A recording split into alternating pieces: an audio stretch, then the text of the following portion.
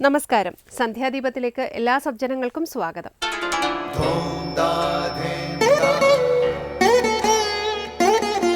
ശുഭം ഭവതു കല്യാണമായുസാരോഗ്യവർദ്ധനം സർവദുഃഖ വിനാശായ സന്ധ്യാദീപം നമോസ്തുതേ. നാമം ജപായനം പുണ്യം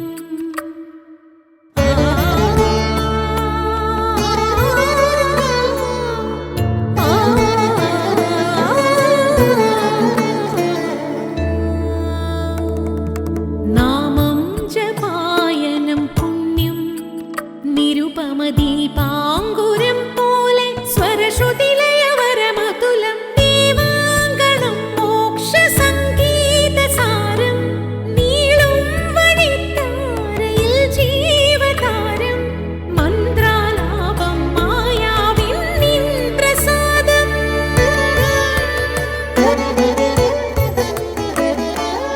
ഇരുൾ നീങ്ങിയുണരുന്ന തെളിനാളദീപം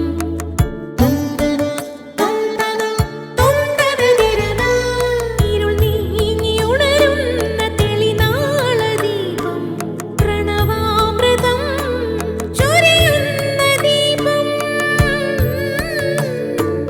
ദീപം ദീപം ദീപം ദീപം സന്ധ്യാദീപം.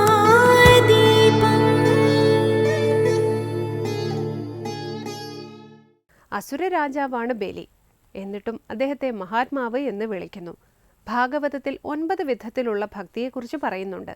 ശ്രവണം, കീർത്തനം, സ്മരണം, പാദസേവനം, അർച്ചനം, വന്ദനം, ദാസ്യം, സഖ്യം, ആത്മനിവേദനം എന്നിവയാണ് 9 വിധ ഭക്തി. ഭക്തിയുടെ പരമമായ അന്ത്യം ആത്മനിവേദനമാണ്. ഈ ആത്മനിവേദനമാണ് ബലിയുടെ ഭക്തി സ്വരൂപം. ആത്മനിവേദനത്തിലൂടെയാണ് ബലി ഭഗവാനെ പ്രാപിച്ചത്. ആത്മസമർപ്പണമാണ് അസുര രാജാവായ അദ്ദേഹത്തെ മഹാത്മാവ് എന്ന് വിശേഷിപ്പിച്ചതും. ത്രിലോക വിജയിയായ ബലി അശ്വമേധം നടക്കുന്ന യജ്ഞശാലയിൽ വെച്ച് തൻ്റെ സർവസ്വവും ഭഗവാന് മുന്നിൽ ആത്മസമർപ്പണം നടത്തുന്നു. ബലിയുടെ യാഗത്തിൽ സംതൃപ്തനായ ഭഗവാൻ വാമനൻ ഭക്തന്റെ അരികിലേക്കെത്തുന്നു. യജ്ഞശാലയിലെത്തിയ ഭഗവാൻ വാമനനെ ഭക്ത്യാദരപൂർവമാണ് ബലി സ്വീകരിക്കുന്നത്. വാമനമൂർത്തിയുടെ പാദം കഴുകി ആ തീർത്ഥം സ്വന്തം ശിരസിൽ അണിയുന്നു.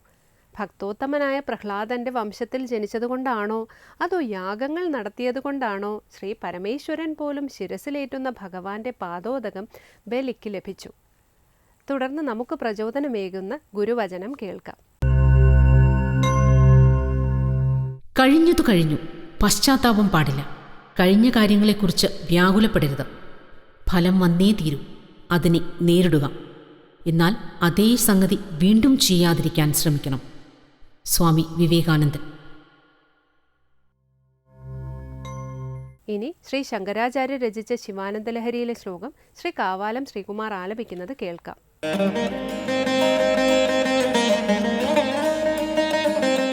നാലം വാസകൃദേവ ദേവ ഭവത സേവാനതിർവാനുതി പൂജാ വാ സ്മരണം കഥാശ്രവണമപ്യാലോകനം മാതൃശാം സ്വാമിന്ന സ്ഥിരദേവതാനുസരണായാസേന കിം ലഭ്യത്തെ കാ വാ മുക്തിരിതഃ കുതോ ഭവതി ചേത് കിം പ്രാർത്ഥനീയം തദാ.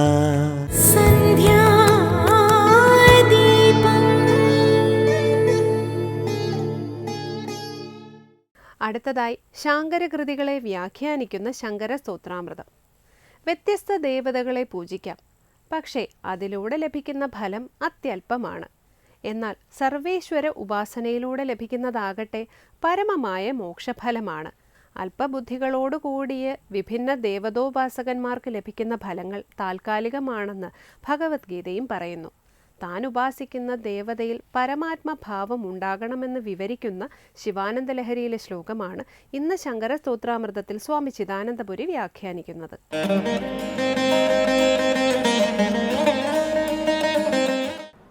സകല ദേവതകളിലൂടെയും ലക്ഷ്യമാക്കുന്നത് ഏക ഈശ്വരനെയാണ്, സർവേശ്വരനെയാണ്. വ്യത്യസ്ത ദേവതകളെ പൂജിക്കാം, പക്ഷേ വ്യത്യസ്ത ദേവതകളെ പൂജിക്കുന്നതിലൂടെ ലഭിക്കുന്ന ഫലം അത്യല്പമാണ്. എന്നാൽ സർവേശ്വരോപാസനയിലൂടെയോ അത് പരമമായ മുക്തിഫലമാണ്. ഈ ഒരാശയം സകല ശാസ്ത്രങ്ങളിലും ആവർത്തിക്കുന്നു. ഈ ഒരു വിഷയമാണ് ഇവിടെ സൂചിപ്പിക്കുന്നത്. ഭഗവാനെ, ഭവാന്റെ സേവയാകട്ടെ, നദിയാകട്ടെ, നദി നമസ്കാരം, നുതിയാവട്ടെ, നുതി പറഞ്ഞ സ്തോത്രങ്ങൾ, പൂജയാകട്ടെ, പൂജാവ, സ്മരണമാകട്ടെ, കഥാശ്രവണമാകട്ടെ, ആലോകനമാകട്ടെ, എന്നെപ്പോലുള്ളവർക്ക് മാതൃശാം, എന്നെപ്പോലുള്ളവർക്ക് ഇതിലേതെങ്കിലും ഒന്നിനെ കൊണ്ട് തന്നെ മുക്തി സിദ്ധമാകുന്നു എന്നിരിക്കെ അസ്ഥിര ദേവതകളെ അനുസരിക്കുന്ന ക്ലേശകരമായ കർമ്മങ്ങളെ ചെയ്തിട്ട് എന്താണ് കിട്ടാൻ പോകുന്നത് എന്നാണ് ചോദിക്കുന്നത്. വളരെ ശ്രദ്ധിക്കേണ്ടുന്ന, സൂക്ഷ്മ വിചാരം ചെയ്ത് ശരിയായ അർത്ഥത്തിൽ മനസ്സിലാക്കേണ്ടുന്നൊരു ശ്ലോകമാണിത്. നോക്കൂ. നാലംബാശകൃദേവ ദേവ ഭവത സേവാനതിർവാനുതി പൂജാവാ സ്മരണം കഥാശ്രവണമപ്യാലോകനം മാതൃശാം. ഹേ ദേവ, അല്ലയോ സകലത്തെയും പ്രകാശിപ്പിക്കുന്ന ഭഗവാനെ, ഭവതഃ, ഭവാന്റെ സേവ, നമസ്കാരം, നതി, നുതി, സ്തോത്രങ്ങൾ, പൂജാവാ, പൂജയാകട്ടെ, സ്മരണം വാ, സ്മരിക്കുന്നതാകട്ടെ, കഥാശ്രവണം, അവിടുത്തെ കഥയുടെ ശ്രവണമാകട്ടെ, കഥകളെ, ഭഗവത് കഥകളെ കേൾക്കുന്നതാകട്ടെ, ആലോകനം, ആ ഭഗവത് രൂപത്തെ നോക്കുന്നതാവട്ടെ, ഇതെല്ലാം പരമമായ മുക്തിയെ പ്രദാനം ചെയ്യുന്നു. എന്നിരിക്കെ ഹേ സ്വാമിൻ, അല്ലയോ സ്വാമിൻ, സകല ജഗത്തിൻ്റെയും സ്വാമിയായിരിക്കുന്നവനെ, അസ്ഥിരദേവതാനുസരണായാസേന കിം ലഭ്യത്തെ, അസ്ഥിരദേവതകളുടെ ആയാസബഹുളങ്ങളായ ആരാധനകളെ കൊണ്ട് എന്ത് ലഭിക്കുന്നു? വ്യത്യസ്തങ്ങളായ ഗുണഘടനകളോടുകൂടിയ ദേവതകൾ, വ്യത്യസ്ത ഭാവങ്ങളെ പ്രാപിച്ചിരിക്കുന്ന ദേവതകൾ, അതത് ദേവതയുടെ ഉപാസന കൊണ്ട് അതത് ഗുണത്തിന് അനുരൂപമായ ഫലം ലഭിക്കുന്നു. തീർച്ചയായിട്ടും അതത് ഫലം ആഗ്രഹിക്കുന്നവർക്ക് അത് പൂജിക്കാം, അത്തരം ഉപാസനകളിൽ വ്യാപരിക്കാം. എന്നാൽ സർവേശ്വരോപാസന കൊണ്ടാവട്ടെ മോക്ഷഫലമാണ്. വിഭിന്ന ദേവതകളുടെ ഉപാസനകളെ കൊണ്ട് എന്താണ് ലഭിക്കുന്നത്? ഗീതയിൽ ഈ വിഷയം പറയുന്നുണ്ട്. അന്തവത്തു ഫലം തേഷാം തദ്ഭവത്തി അല്പമേധസാം എന്ന്. അല്പബുദ്ധിയോടുകൂടിയ വിഭിന്ന ദേവതോപാസകന്മാർക്ക് ലഭിക്കുന്ന ഫലങ്ങൾ അവസാനമുള്ളവയാണ്, താത്കാലികങ്ങളാണ് എന്ന്. ഹേ പരമാത്മൻ, അവിടുത്തെ ഉപാസന അനന്തഫലത്തെ തരുന്നു എന്നിരിക്കെ ഇതഃ കാവാ മുക്തി ഭവതി, ഇതിൽ നിന്ന്, അങ്ങയുടെ ഈ ഉപാസനയിൽ നിന്ന് പരമമായ മുക്തിയെ ലഭിക്കുന്നുവല്ലോ, നേടുന്നുവല്ലോ.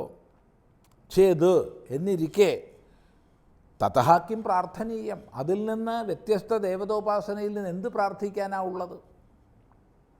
തീർച്ചയായിട്ടും പ്രാർത്ഥിക്കേണ്ടവർക്ക് പ്രാർത്ഥിക്കാം, താത്കാലികങ്ങളായ ഫലങ്ങളെ നേടേണ്ടവർക്ക് ആ വഴി തിരഞ്ഞെടുക്കാം, അതിന് തെറ്റില്ല.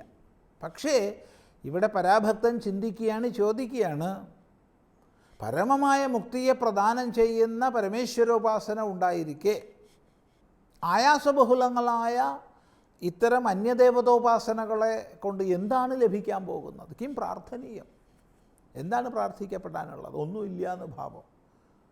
അതുകൊണ്ട് എൻ്റെ മനസ്സ് ഭവതഃ, ഭവാന്റെ സേവയിൽ വ്യാപൃതമാകട്ടെ, നതിഹി, നമസ്കാരത്തിൽ വ്യാപൃതമാകട്ടെ, നുതിഹി, സ്തോത്രത്തിൽ വ്യാപൃതമാകട്ടെ, പൂജയിൽ വ്യാപൃതമാകട്ടെ, സ്മരണം, ഭഗവാന്റെ സ്മരണം ചെയ്യുന്നതിൽ വ്യാപൃതമാകട്ടെ, കഥാശ്രവണത്തിൽ വ്യാപൃതമാകട്ടെ, ആലോകനത്തിൽ നോക്കിക്കാണുന്നതിൽ വ്യാപൃതമാകട്ടെ. ഇങ്ങനെ സകല കരണങ്ങളെ കൊണ്ടും ചെയ്യുന്ന സകല ഉപാസനകളും ആ പരമാത്മാവിൽ പരമേശ്വരനിൽ സമർപ്പിതമാകട്ടെ. ഇത് മാതൃശാം എന്നെപ്പോലുള്ളവർക്ക് പരമമായ മുക്തിയെ പ്രദാനം ചെയ്യും എന്നിരിക്കെ ആ സർവേശ്വരനെ തിരിച്ചറിയാതെ അന്യദേവതാ ഭാവങ്ങളിലേക്ക് പോയി പെട്ട് അതും ആയാസത്തോടു കൂടിയ കർമ്മങ്ങളിൽ വ്യാപരിച്ച് എന്താ നേടാനുള്ളത്? ഒന്നും നേടാനില്ല. എന്നാൽ എല്ലാ ദേവതകളിലൂടെയും ലക്ഷീകരിക്കപ്പെടുന്ന സർവേശ്വരൻ ആ പരമേശ്വര തത്വത്തെ ഉപാസിക്കുന്നതിലൂടെയോ അത് ചിത്തശുദ്ധിദ്വാര പരമമായ മുക്തിയിലേക്ക് നയിക്കുന്നു. ഇവിടെ ഒരു ചോദ്യം വരാം. അപ്പോൾ അന്യദേവതോപാസകന്മാർക്ക് ഉയർച്ചയില്ലെന്നാണോ പറയുന്നത്? ഒരിക്കലും പറഞ്ഞില്ല. അന്യദേവതോപാസകന്മാർക്ക് അതത് ഉപാസനാഫലം ലഭിക്കുന്നു എന്നുള്ളതൊരു ഫലം. രണ്ടാമത്, ഏത് ദേവതയെ ഉപാസിക്കുന്നവരായാലും അത് ഇന്ന ദേവത എന്നില്ല. സാത്വികമോ രാജസികമോ താമസികമോ എന്ന വ്യത്യാസമില്ല. അത് ഭഗവാൻ പരമേശ്വരനെന്നോ മഹാവിഷ്ണുവെന്നോ അല്ലെങ്കിൽ കൃഷ്ണനെന്നോ രാമനെന്നോ ഉള്ള വ്യത്യാസമില്ല. താൻ ഉപാസിക്കുന്ന ദേവതയിൽ പരമാത്മഭാവം കാണാൻ കഴിഞ്ഞാൽ മതി ഭക്തന്. അപ്പോൾ ഒരു ദോഷവും ഇല്ല. ഞാൻ ഉപാസിക്കുന്ന ദേവത തന്നെയാണ് പരമേശ്വരൻ, പരമാത്മാവെന്ന കാഴ്ചപ്പാടോടുകൂടി ഉപാസിക്കുമ്പോൾ അത് ഏകമായ അദ്വയമായ സത്യസ്വരൂപൻ്റെ ഉപാസനയായിത്തീരും. അല്ലാതെ ഛിദ്രങ്ങളായ ദേവതകളിൽ പെട്ട് താൽക്കാലിക ഫലങ്ങളെ പ്രാർത്ഥിക്കുന്നതിൽ എന്ത് കാര്യം എന്നാണ് ചോദിക്കുന്നത്. നല്ലപോലെ വിചാരം ചെയ്യുക. തുടർന്ന് നമുക്ക് അടുത്ത പ്രാവശ്യം ശ്രദ്ധിക്കാം.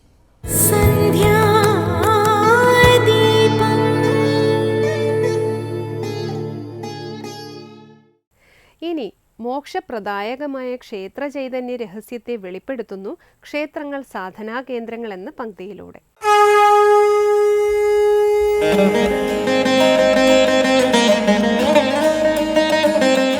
മഹാക്ഷേത്രങ്ങളിലെ നിത്യനിദാനങ്ങളെയാണ് നമ്മൾ നേരത്തെ കഴിഞ്ഞ അധ്യായത്തിൽ ചർച്ച ചെയ്തത്. ഇനി ഈ അധ്യായത്തിൽ അതിന് കീഴെ വരുന്ന സാധാരണ ക്ഷേത്രങ്ങളിൽ നിത്യം 3 നേരം പൂജ നടക്കുന്ന ക്ഷേത്രങ്ങൾ, അതുപോലെ 2 നേരം മാത്രം പൂജ നടക്കുന്ന, ഒറ്റ നേരം മാത്രം പൂജ നടക്കുന്ന ഒക്കെയുള്ള ക്ഷേത്രങ്ങളുണ്ട്. അവിടെയും ഇത്തരത്തിലുള്ള നിത്യനിദാനങ്ങൾ എങ്ങനെയായിരിക്കും ചിട്ടപ്പെടുത്തിയിട്ടുണ്ടാകുക എന്നുള്ളത് വളരെ പ്രാധാന്യം അർഹിക്കുന്നൊരു വിഷയമാണ്. ഈ 3 നേരത്തെ പൂജയുള്ള സ്ഥലങ്ങളിലും അത്യാവശ്യം ശീവേലി, നിത്യശീവേലി എന്ന് പറയുന്ന ചടങ്ങുകൾ പതിവുണ്ട്. അതില്ലാത്തതും പതിവുണ്ട്, നിത്യശീവേലിയോട് കൂടിയതും പതിവുണ്ട്. അത് ആ സാന്ദർഭികമനുസരിച്ചിട്ട് ഓരോ ക്ഷേത്രങ്ങളുടെ വൈശേഷികമായ ആചരണത്തിനനുസരിച്ചിട്ടാണ് ഈ നിത്യശീവേലി ഉൾപ്പെടെയുള്ള കാര്യങ്ങൾ നിശ്ചയിക്കുന്നത്. ഇതുപോലെ തന്നെ 2 നേരം പൂജയാണെന്നുണ്ടെങ്കിൽ രാവിലെ ഒരു പൂജയും വൈകുന്നേരം ഒരു അത്താഴ പൂജയും എന്നുള്ളതാണ് സാമാന്യമായിട്ടുള്ള ക്രമം. അതും പോരാതെ ഒറ്റ നേരത്തെ പൂജ എന്ന് പറയുമ്പോൾ ഏതെങ്കിലും ഒരു നേരം മാത്രം നട തുറക്കുകയും അതിനനുസരിച്ച് നിശ്ചയിക്കുന്ന, അതും ഈ പൂർവികമായിട്ട് തന്നെ പ്രതിഷ്ഠാവേളയിൽ കൽപ്പിച്ച ഒരു കൽപ്പനയാണ്. ദിവസേന ഒരു നേരമെങ്കിലും നട തുറന്ന് പൂജ കഴിച്ചു കൊള്ളാം എന്നായിരിക്കും ദേവനോട് ഒരു പ്രതിജ്ഞ ചെയ്തിട്ടുണ്ടാകുക. അത് കാലസ്ഥിതിക്കനുസരിച്ചും ദേശസ്ഥിതിക്കനുസരിച്ചും ഒക്കെ ഇതിൻ്റെ വലിപ്പച്ചെറുപ്പങ്ങൾ ചുരുങ്ങി വരും. ഇനി ഇതും പോരാതെ പല സ്ഥലങ്ങളിലും മാസത്തിലൊരിക്കൽ മാത്രം സംക്രമത്തിന് മാത്രം തുറക്കുന്ന ക്ഷേത്രങ്ങൾ, 1-ാം തീയതി മാത്രം തുറക്കുന്ന ക്ഷേത്രങ്ങൾ, അങ്ങനെ ഒരു നിശ്ചിത പരികൽപ്പനകളോടുകൂടി ഈ ക്ഷേത്രത്തിലെ നിത്യനിദാനങ്ങൾ നിശ്ചയിക്കുന്ന പല ക്ഷേത്രങ്ങളും നമ്മൾ കണ്ടിട്ടുണ്ട്. ഇതുപോലെ തന്നെ കാവ് സമ്പ്രദായത്തിലുള്ള പല ക്ഷേത്രങ്ങളും സംവിധാനങ്ങളും സങ്കേതങ്ങളും നമ്മൾ കാണാറുണ്ട്. അവിടങ്ങളിലും ഇത്തരത്തിൽ കാവ് വട്ടം എന്നൊക്കെ പറയുന്ന തരത്തിലുള്ള സ്ഥലങ്ങളിൽ ഇതുപോലെ മാസത്തിലൊരിക്കലും ആഴ്ചയിലൊരിക്കലും മാത്രമൊക്കെ നട തുറക്കുകയും പൂജാ സംവിധാനങ്ങൾ ചിട്ടപ്പെടുത്തുകയും ചെയ്യുന്ന ക്ഷേത്രങ്ങളാണ്. ഈ ക്ഷേത്രങ്ങൾ എന്ന് വെച്ച് ഒരു നേരമേ പൂജ കഴിക്കുന്നുള്ളൂ എന്ന് വെച്ച് ഈ ക്ഷേത്രത്തിൻ്റെ ചൈതന്യത്തിനോ അല്ലെങ്കിൽ അവിടുത്തെ ദേവതാ സങ്കല്പങ്ങൾക്കോ ഒരു കോട്ടവും അവിടെ ഉണ്ടാകുന്നില്ല. ആ ക്ഷേത്രത്തിൻ്റേതായിട്ടുള്ള വൈശേഷികതകൾ കൊണ്ടാണ് ഓരോ സ്ഥലത്തും ഓരോ തരത്തിലുള്ള പൂജാവിധാനങ്ങൾ ചിട്ടപ്പെടുത്തുന്നത്. അതിപ്പോൾ കാവ് ക്ഷേത്രമാണെന്നുണ്ടെങ്കിൽ ഒരു കാവ് സമ്പ്രദായത്തിലുള്ള ദേവാലയങ്ങളിൽ ഇത്തരത്തിൽ നിശ്ചയിക്കുന്നത് അവിടുത്തെ വൈവിധ്യമാണ്. ആ ക്ഷേത്രങ്ങളിൽ അതങ്ങനെ ആവശ്യമുള്ളൂ. ചില സ്ഥലങ്ങളിൽ അത്രയേ ആവശ്യമുള്ളൂ. ഒരു കാവ് സമ്പ്രദായത്തിലുള്ള മാസത്തിലൊരിക്കൽ മാത്രം തുറക്കുന്നൊരു ക്ഷേത്രത്തെ 4 നേരമോ 5 നേരമോ ഉള്ള ഒരു പൂജയോടുകൂടിയുള്ള ഒരു സംവിധാനമാക്കി മാറ്റുമ്പോൾ അവിടുത്തെ ഒരു ഘടനാവിശേഷത്തിന് കൂടി ഒരു മാറ്റം വരികയാണ് എന്നുള്ളത് കൂടി ഇതിനോടൊപ്പം മനസ്സിലാക്കേണ്ടതുണ്ട്. അവസാനമായി ദീപാരാധനയാണ്. ക്ഷേത്ര സന്നിധിയിലെത്തി അവിടുത്തെ പൂജാവിശേഷങ്ങളും ക്ഷേത്ര ചരിത്രവും മനസ്സിലാക്കി ദീപാരാധന തൊഴുതു മടങ്ങാം. എല്ലാവർക്കും നമസ്കാരം.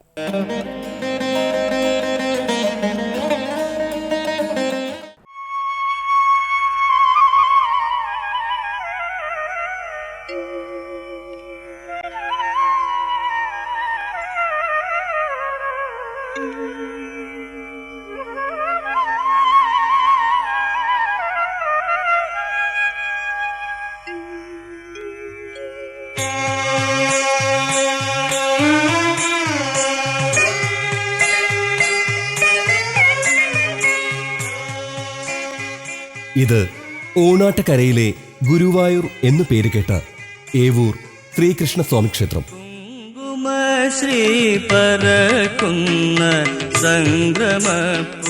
ഏവൂർ ശ്രീകൃഷ്ണസ്വാമി ക്ഷേത്രം ആലപ്പുഴ ജില്ലയിലെ ഹരിപ്പാടിനടുത്ത് ചേപ്പാട് എന്ന സ്ഥലത്ത് സ്ഥിതി ചെയ്യുന്നു.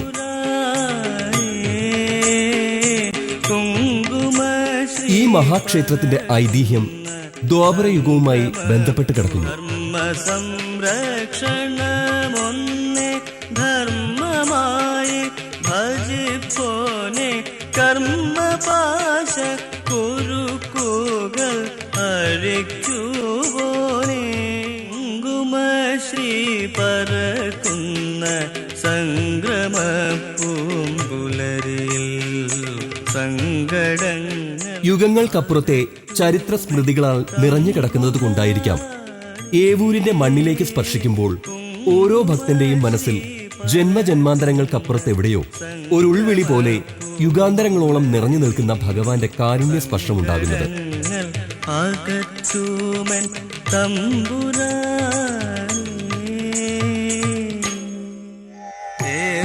ശ്രീകൃഷ്ണദേവമംഗള ക്ഷേത്ര സന്നിധി തന്നിലായി ശ്രീഭൂതനാഥനാണ് ഏവൂരിലെ പ്രധാന ഉപദൈവം.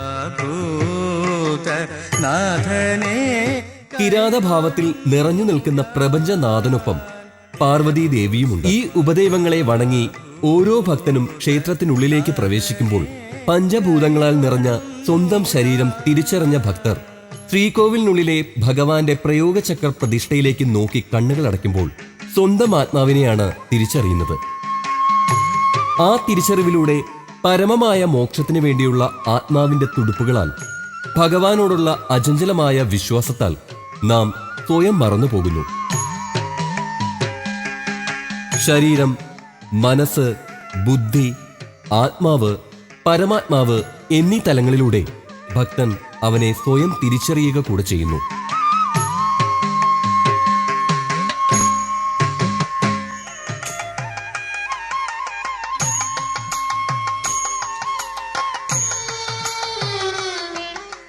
സർവകലാ വല്ലഭനായ ഭഗവാന്റെ കാലഘട്ടത്തിൽ നിർമ്മിക്കപ്പെട്ട ഏവൂർ ക്ഷേത്രത്തിലെ ആചാരാനുഷ്ഠാനങ്ങൾ ഭക്തിയിൽ മാത്രമല്ല, മറിച്ച് കലയിലും സംഗീതത്തിലും ആത്മജ്ഞാനത്തിന്റെ സങ്കേതങ്ങളായും നിലനിൽക്കുന്നു.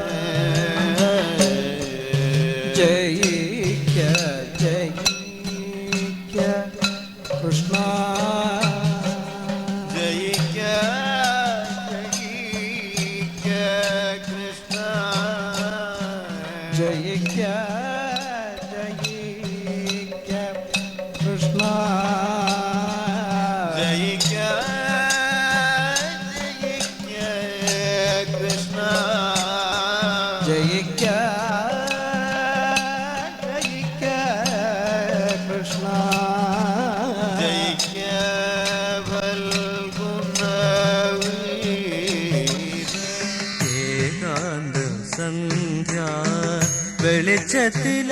കർക്കിടക സംക്രമത്തിലെ വള്ളംകളി ഏവൂർ ക്ഷേത്രത്തിന്റെ ആചാര അനുഷ്ഠാനങ്ങളിൽ വളരെ വ്യത്യസ്തമായ ഒരു കാഴ്ചയാണ്.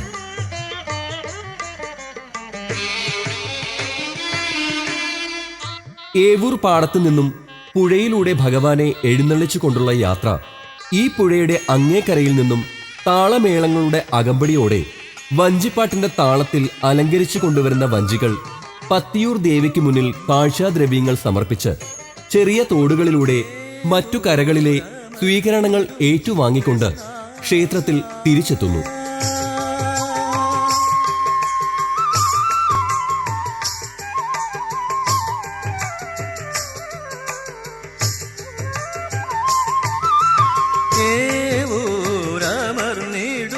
കർക്കിടക മഴയിൽ പാടങ്ങൾ ഒലിച്ചു പോകാതെ വരാൻ പോകുന്ന കൊയ്ത്തുത്സവങ്ങൾക്കും പൊന്നിൻ ചിങ്ങ പുലരികൾക്കും ഭഗവാന്റെ കാരുണ്യ പ്രവാഹത്തിൽ ഏവൂരിന്റെ മണ്ണ് ഇങ്ങനെ എത്രയോ ഋതുസംക്രമണങ്ങളിൽ വഞ്ചിപ്പാട്ടിന്റെ ഈണങ്ങളിൽ നിറഞ്ഞു നിന്നിട്ടുണ്ടാവാം.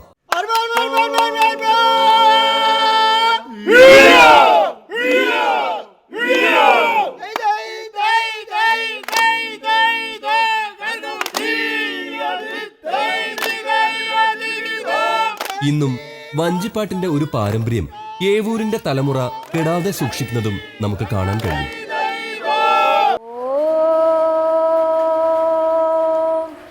പാർത്ഥായ പ്രതിബോധിതാം ഭഗവതാ നാരായണേന സ്വയം വ്യാസേന ഗ്രഥിതാം പുരാണമുനിനാം മധ്യേ മഹാഭാരതം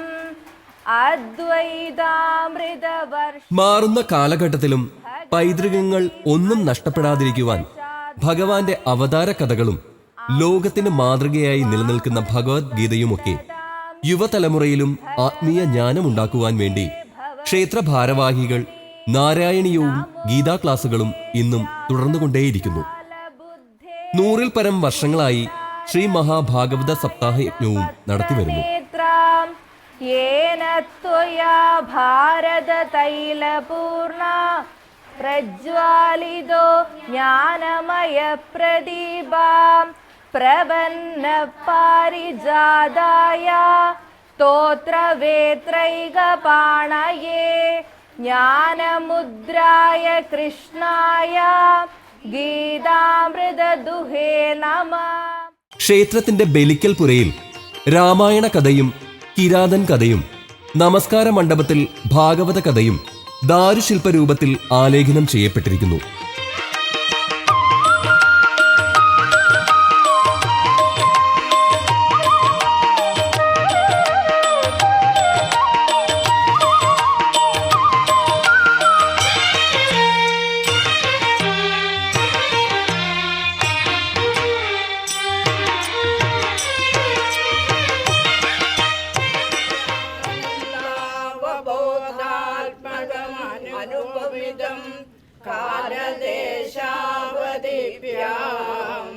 നിർമുക്തം നിത്യമുക്തം നിഗമശതസഹസ്രേണ നിർഭാസ്യമാനം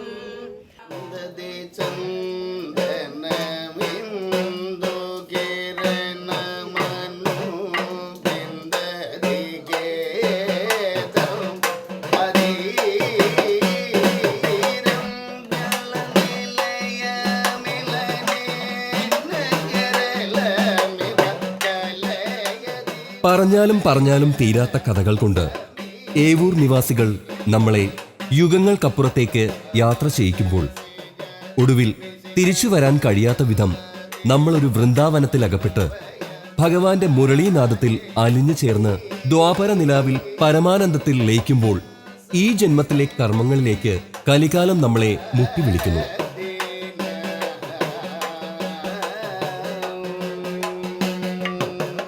സന്ധ്യാദീപങ്ങളും തൊഴുത് അത്താഴപൂജയും ശീവേലിയും കഴിഞ്ഞ് നടയടയ്ക്കുമ്പോൾ നീലിമയാർന്ന ഒരു പുഞ്ചിരിയായി ഭഗവാൻ നമ്മളിൽ നിറഞ്ഞു നിൽക്കുന്നു.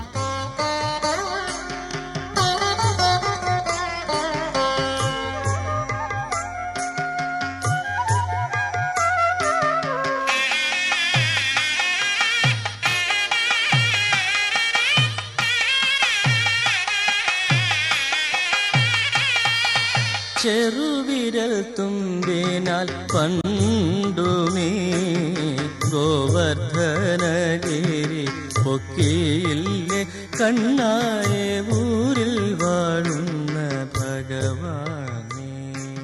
തിരികെ നടക്കുമ്പോൾ ഏവൂരിലേക്ക് വീണ്ടും വീണ്ടും മടങ്ങിയെത്തുവാൻ, ഭഗവാന്റെ ദർശന പുണ്യത്തിൽ അലിഞ്ഞു ചേരുവാൻ ആത്മാവ് കൊതിച്ചുകൊണ്ടേയിരിക്കും.